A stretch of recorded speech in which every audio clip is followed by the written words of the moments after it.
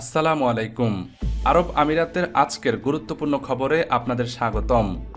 মধ্যপ্রাচ্যে চলমান আঞ্চলিক সংঘাতের কারণে এখনও পর্যন্ত 40,000-এরও বেশি ফ্লাইট বাতিল হয়েছে, যা অ্যাভিয়েশন ইতিহাসে একটি নজিরবিহীন সংকট সৃষ্টি করেছে। বারবার ফ্লাইট ডাইভার্ট করায় এয়ারলাইন্সগুলোর পরিচালনা ও জ্বালানি ব্যয়ের ক্ষেত্রে ভয়াবহ বিপর্যয়ের মুখে রয়েছে। বর্তমানে সংযুক্ত আরব আমিরাতের প্রধান বিমানবন্দরগুলোতে সাম্প্রতিক অস্থিরতা কাটিয়ে সীমিত পরিসরে স্বাভাবিকতা ফিরতে শুরু করেছে। দুবাই ও আবুধাবি বিমানবন্দরে আটকে পড়া হাজার হাজার যাত্রীকে গন্তব্যে পৌঁছাতে এতিহাদ এয়ারওয়েজ তাদের নতুন ও বিশেষ ফ্লাইট সময়সূচি প্রকাশ করেছে, যেখানে ভারতসহ বেশ কিছু আন্তর্জাতিক রুটকে অগ্রাধিকার দেওয়া হয়েছে।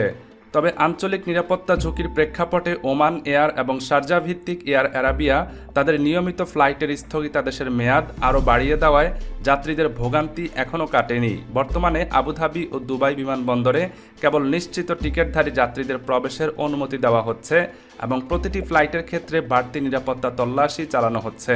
কর্তৃপক্ষ যাত্রীদের বিমানবন্দরে আসার আগে অনলাইনে ফ্লাইটের সর্বশেষ অবস্থা যাচাই করার কঠোর নির্দেশনা দিয়েছে। এদিকে আমিরাতের শারজাহ আন্তর্জাতিক বিমানবন্দরে বর্তমানে সীমিত পরিসরে বিমান চলাচল শুরু হলেও অধিকাংশ নিয়মিত ফ্লাইট এখনও স্থগিত রয়েছে। গত 9 মার্চ পর্যন্ত শারজাহ ভিত্তিক এয়ার আরাবিয়া তাদের নিয়মিত ফ্লাইটের স্থগিতাদেশ বর্ধিত করলেও আজ থেকে কিছু বিশেষ ও কার্গো ফ্লাইট পরিচালনা করছে। তবে ঢাকা ও চট্টগ্রামের যাত্রীদের জন্য দুঃসংবাদ হলো, বিমান বাংলাদেশ এয়ারলাইন্স শারজাহ রুটে তাদের ফ্লাইট চলাচল পরবর্তী নির্দেশ না দেওয়া পর্যন্ত অনির্দিষ্টকালের জন্য স্থগিত ঘোষণা করেছে।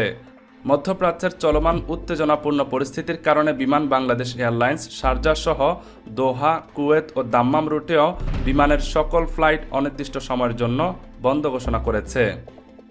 এদিকে সংযুক্ত আরব আমিরাতের একটি সামরিক হেলিকপ্টার যান্ত্রিক ত্রুটির কারণে বিধ্বস্ত হয়ে 2 সেনা সদস্য নিহত হয়েছেন।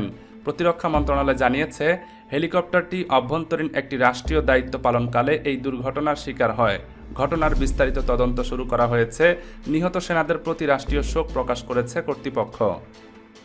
এদিকে আমিরাতে ক্ষেপণাস্ত্র হামলায় নিহত প্রবাসী সালেহ আহমেদের মরদেহ প্রায় 1 সপ্তাহ পর নিজ গ্রামে পৌঁছেছে। সোমবার বিকেলে মৌলভীবাজারের বড়লেখা উপজেলার গাজীটেকা গ্রামে লাশ পৌঁছালে স্বজনদের আহাজারিতে এলাকায় শোকের পরিবেশ সৃষ্টি হয়। সিলেট ওসমানী আন্তর্জাতিক বিমানবন্দরে মরদেহ গ্রহণ করেন প্রবাসী কল্যাণমন্ত্রী আরিফুল হক চৌধুরী।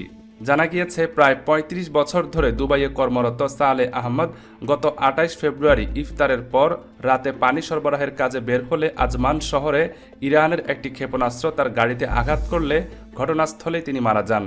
পরে বিকেলে গ্রামের শাহী ঈদগাহে তার জানাজা অনুষ্ঠিত হয় এবং স্থানীয় কবরস্থানে দাফন করা হয়।